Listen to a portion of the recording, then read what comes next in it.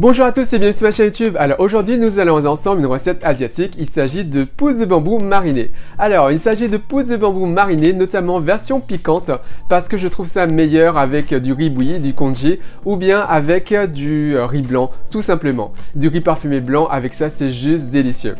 Alors, au niveau des supermarchés asiatiques, vous allez en trouver notamment dans des rayons, les rayons bocaux. Donc, il y a la version en tranches ou bien en allumettes, plus ou moins épicée, plus ou moins vinaigrée.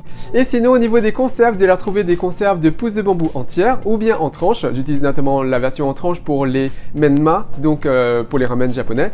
Et sinon, là, il existe la version donc en allumettes et c'est celle qu'on va utiliser. Notamment, c'est ce type de conserve que je vais utiliser pour cette vidéo.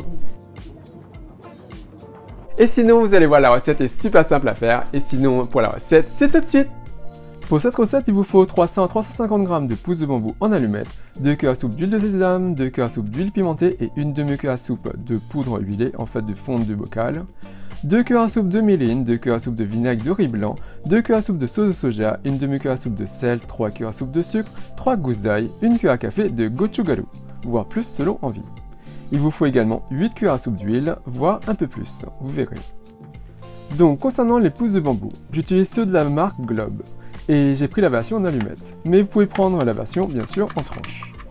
Donc on va ouvrir notre boîte de conserve, vous pouvez sinon utiliser des pousses de bambou fraîches, que vous détaillez vous-même en allumettes, mais n'utilisez pas de version congelée, qui rendra trop d'eau. On déverse ça dans une passoire, avec un bol en dessous. Voilà, et on va égoutter le tout. Vous pouvez aussi les rincer avant de les égoutter, c'est comme vous voulez. Et on met ça de côté. Concernant l'ail, on donne des coups secs avec la lame du couteau, on coupe la base et on retire l'enveloppe extérieure. On fend la gousse en deux et on retire le germe si besoin. Certains ne l'enlèvent pas. Voilà. Puis prenez un grand bol ou un saladier et on va utiliser un presse-ail pour presser nos morceaux d'ail. Donc, on insère l'ail, on presse, et on racle la lame du couteau. Et on refait ça pour tout notre ail. Vous pouvez aussi utiliser un hachoir si vous le souhaitez, mais pour cette recette, j'aime bien la consistance de purée, avec le presse-ail.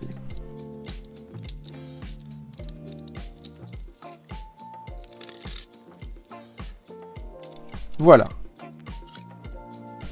Concernant l'huile de sésame, j'utilise cette marque qui selon moi est la plus parfumée. C'est de l'huile de sésame pure. Donc on ajoute notre huile de sésame. Voilà. Pour l'huile pimentée, j'utilise pour cette recette cette marque qui se dit Chiu Chao La Chiu Yao en cantonais ou Te Chiu Hem Chie Yiu en Techiu. C'est super aromatique. On prend bien sûr une autre cuillère à soupe pour nous servir. Et je vais rajouter une demi-cuillère à soupe de piment du fond du bocal. On rajoute maintenant de l'huile neutre de type tournesol ou arachide. Sinon, concernant l'huile pimentée, je vous en ai déjà présenté du fait maison, très aromatique également. Je vous mets le lien de la vidéo dans la description. On rajoute maintenant du myline. Vous pouvez utiliser du saké si vous n'en avez pas, mais le myline est beaucoup plus doux. On rajoute le vinaigre de riz.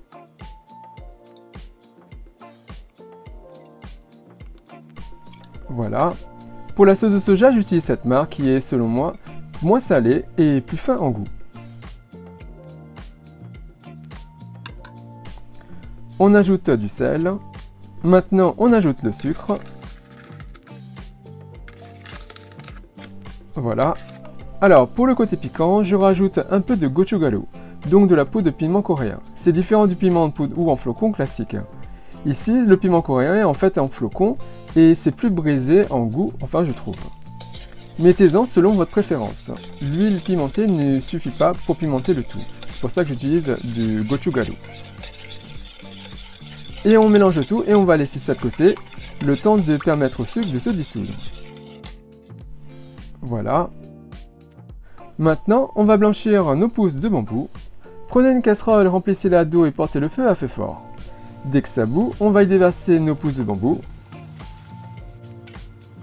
On répartit tout ça dans la casserole et on va laisser blanchir ça pendant 5 bonnes minutes. Ça va retirer l'arrière-goût du bambou. Une fois les 5 minutes écoulées, on coupe le feu et on va retirer nos pousses de bambou. et on va laisser égoutter tout ça. Il faut bien égoutter les pousses de bambou pour la conservation.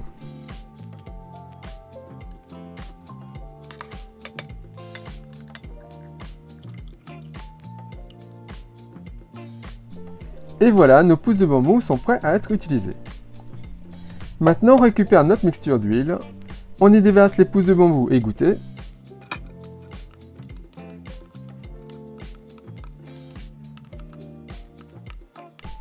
Voilà.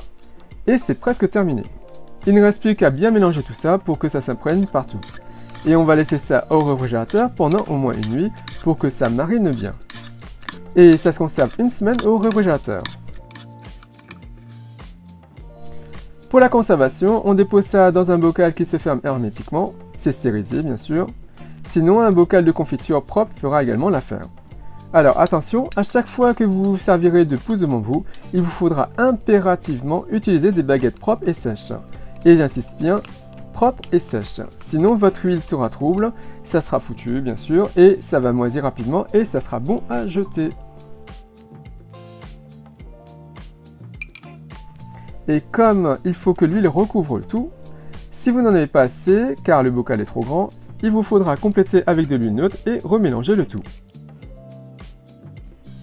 Voilà, donc je mélange.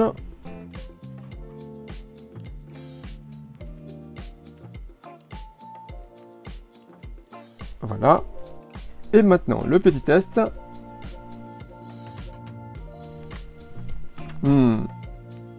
C'est super bon, j'adore ça. Mais ce sera bien meilleur avec un bol de riz blanc ou bien du congee. En tête, on dit ça du pet moi. Ça va être super bon. Et il ne me reste plus qu'à vous souhaiter une bonne dégustation. Donc voilà, comme vous allez voir, cette recette est super simple à faire. Donc n'hésitez pas à la réaliser et à le consommer bien sûr avec un bon bol de riz blanc ou avec de la bouillie de riz. C'est vraiment délicieux. Et bien sûr, sinon si vous réalisez cette recette, n'hésitez pas à me laisser un commentaire juste en dessous à me dire ce que vous avez pensé. N'oubliez pas également de cliquer sur la petite cloche pour notifier de la mise en ligne de prochaines vidéos.